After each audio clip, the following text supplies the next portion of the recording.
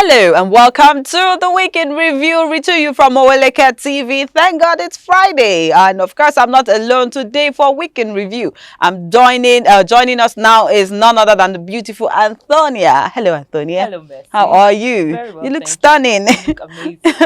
All right, now viewers at home, Weekend Review, we will be briefing you on what is happening on the polity from Monday till Friday, and today I will be starting with soldiers kill 11 terrorists in Zamfara and Katsina raids. Now, troops of the Nigerian army in separate operations conducted in Zamfara and Katsina states killed no fewer than 11 terrorists. If you ask me, I would say it's long overdue, and there is never too much of killing these terrorists, because I mean the rate of insecurity we have right now in Nigeria is just alarming. But then let's get into the next story. All right, JAMB uncovers 1,665 fake A-level results during the registration. Now, it's so sad to see that over the years, with more and more people writing JAMB to get into the university, and even with the strike actions and everything, some persons still have fake A-level results. So it now goes to show that the educational system is so bad that it has even started from the secondary school, not just the university where people go to school and come out and they say you have half-baked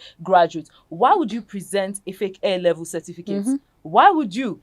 This is also coming from people going to miracle centers to register, where they pay people to write their exams for them, or write their exams to impersonation and all of that. So this is so sad to see. Mercy, what's the next story? Well, the next story, let's say what happened on Wednesday, would be diesel price drops as Dangote sells 1,225 naira per litre yippee. And some persons are celebrating, but then I'm like, no, we cannot be mediocres, because I remember when APC came on board, we cannot be celebrating the fact that it's now sold for 1,225 naira per litre when APC came on board. I remember that it was sold for, I think, over 100 naira per litre for fuel to those people that, of course, drive cars and all of that. But then it feels like everything under this government, they on a steady rise. They inflate the price, and then at some point they say, oh, we want to review the price, and then once they review the price, then they bring it down to probably the bare minimum. We do not settle for the barest minimum, and we do hope that these prices, of course, will still come down,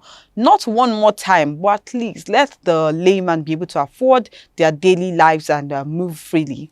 Now, speaking about hiking price, in the past 2 days, there's been this new hike in electricity tariff, and the NEC is saying it is to reduce subsidy for 2024 by 1.14 trillion.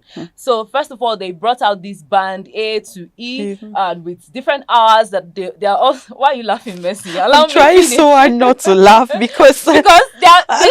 It's looking like it's not realistic. Now that you've mentioned it, I just remember a few minutes ago. I don't know if the shoe fits, anybody should wait, but I'm going to throw some. I remember a few minutes ago, someone just put in 10,000 naira light into a unit, and then the person came out and said, it's 36 units. So was it 36 or 30? The person knows herself, but let me not mention it. But away from that, now that all of this has been reviewed, it just shows that the government is paying less attention to what is actually bothering citizens now. Because this hike is not, the economy is not favoring this hike, so to say. And I think I read somewhere where the House of Rep members actually mentioned the fact that, oh, they have to review it and all of that. But then that is not, because now I feel like when it comes to grassroots or the people, where the people are concerned, the federal government swift into action to implement increase in price or subsidy removal. We remove subsidy for fuel, we remove subsidy for electricity. That one, in 24 hours, you will see things move ASAP. But when it comes to welfare, I mean, we're still talking about minimum wage. We still see these people go on strike. They've given, I'm sure this is the 17th time they are warning the federal government when it comes to minimum wage.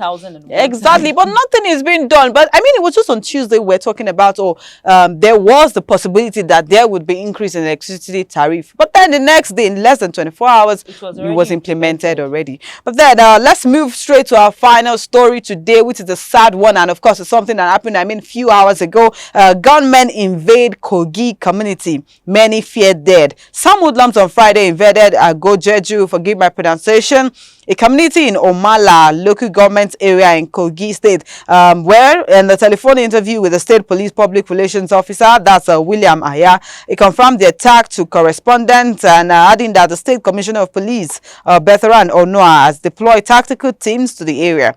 Now, something came to my head. When Governor Yahya Bello was the governor of Kogi State, we never recorded any incident of insecurity or banditry. What did that man do right? You know, when people talk about, oh, we need to peep into some past questions to know what is actually going on. Yeah. So I feel like it needs to actually tell people more on what he did. There has to be a background. The present governor. No, we shouldn't even be advising the present governor on that, because I feel like they're still from a chip of the old block. Because he actually came out to say that whatever he says does not count if Yahya Bello says something. So why don't you learn from your predecessor? Yes. So we are hoping that the new governor of Kogi State, maybe you need to take your pen and paper and say, oh, sir, how did you do it? Yes, give me tips. Can I have past questions? Because right now we cannot add Kogi State to the number of states we have in the northwest right now when you come to, or northwest, north central, when it comes to the level of insecurity. Not just the northwest, north central. How about other parts of the country? Yeah, there are some others that may not make the news. Some others happen on a day-to-day basis that we may not get to see on papers or even on television or hear on radio. So it just goes to show that all hands must be on deck. All governors, commissioners, security agencies, everybody has to be up to the task. All hands must be on deck to ensure that the lives and properties of citizens of Nigeria is secure, and we don't live as though we are refugees in our own country. That's correct. All right, and that is where we wrap it up for today's Week in Review. Thank you for staying tuned with us, and thank you, Antonia, for doing proper justice to those stories. All right, then, our viewers at home, see you same time, same station next week. I remain Messi Babajide. Bye. Follow us on our social media handles at OwelekeTV.